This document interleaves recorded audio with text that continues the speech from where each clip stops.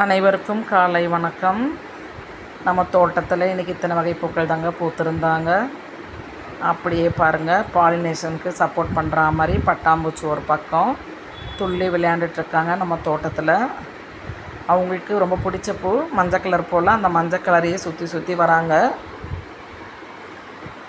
அவங்களும் மேட்சிங்காக அவங்க கலர்னால ஒத்து போயிடுச்சோ என்னவோ தெரியலங்க, அங்கே இங்கே சுற்றினாலும் கரெக்டாக அந்த மஞ்சள் பூக்கள்கிட்டே வந்துடுறாங்க.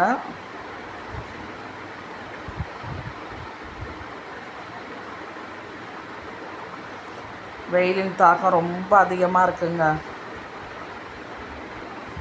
சூரிய பகவானை ஒரு வாரத்துக்கு அவங்க மாமியார் வீட்டுக்கு அனுப்பிடலான்னு நினச்சிட்ருக்காங்க. அப்போ தான் நம்ம பகவான்கள்லாம் மலர்ந்து வருவாங்கன்னு எனக்கு தெரியுது. அதனால் அவங்கள அனுப்பலாமா வேண்டாமான்னு இயற்கை தாங்க சொல்லணும். உண்மையிலேயே அவ்வளோ செடிகள் இருக்குங்க. இந்நேரம் அவ்வளோ பூக்கள் கொடுக்கும். லாஸ்ட் இயர் இந்த மாதம்லாம் நமக்கு நல்ல மழை பெஞ்சிட்டே இருந்தது. பூக்கள் என் தோட்டத்தில் குறைவில்லாமல் இருந்தது. காய்கறிகளும் அப்படி தான் இருந்தது, கீரையும் இருந்ததுங்க. இந்த தடவை 3மே தட்டுப்பாட்டில் தான் இருக்குது. பூக்கள் மட்டும் ஓரளவு கொடுத்துருக்காங்க. நம்ம தோட்டத்தில் காய்கறி கிடையாது. இன்றைக்கி தான் ஒரு 20 நாளைக்கு அப்புறமா கீரை அறுவடை பண்ணியிருக்காங்க. அப்படியே பூக்கள்லாம் கொஞ்சம் பறிச்சுட்டு அப்படியே கீரையும் அறுவடை பண்ணிவிட்டு,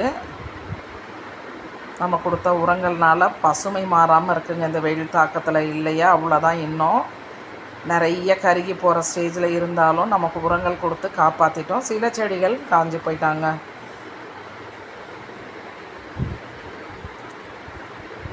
வெயிலை தாங்கி வளரக்கூடிய பூக்கள் பூத்துட்டு தான் இருக்காங்க. செடிகள் ஃப்ரெஷ்ஷாகவே இருக்காங்க. வெயில் தாக்கம் தாங்காத செடிகள் மட்டும் சில செடிகள் காஞ்சிட்டாங்க. செம்பருத்தி பூக்கள் பூக்குறாங்க, சங்கு பூக்கள் பூத்துட்ருக்காங்க, மல்லி, ரோஜா பூக்களில் காஷ்மீர் ரோஜா பூக்குறாங்க, அரளி பூக்கள் பூக்குறாங்க. இவ்வளோ தான் இப்போதைக்கு நம்ம தோட்டத்தில் பூக்கும் பூக்கள்ங்க.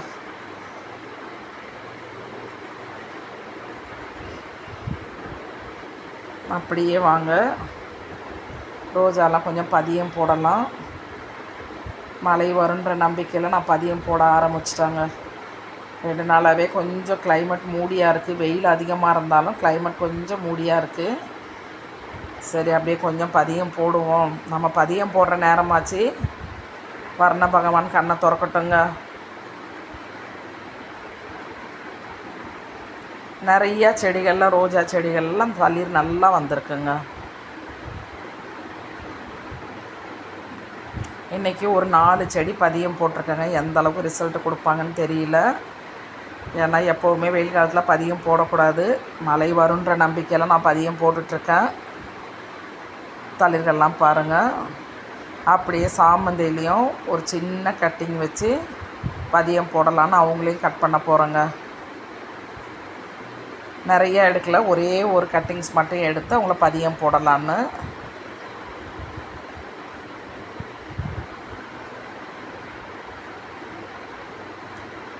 ரோஜா செடிகள் மட்டும் 4 செடிகள் பதியம் போட்டிருக்கேன். எல்லாமே ரொம்ப சின்ன காம்புங்களை தாங்க எடுத்து போட்டிருக்கேன். சாமந்தி அடியிலேருந்து ஒரு பக்க கிளையை கட் பண்ணுறேன்.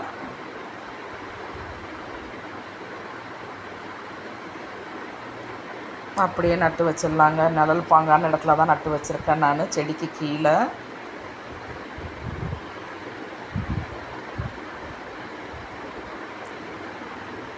எந்த செடியிலையாவது தளிர் வந்தால் ரொம்ப சந்தோஷங்க. மொத்தம் இன்றைக்கி 5 வச்சுருக்கேன். 5ல் 1 2 வந்தால் கூட நான் ஹாப்பிங்க. கீரை அறுவடைங்க.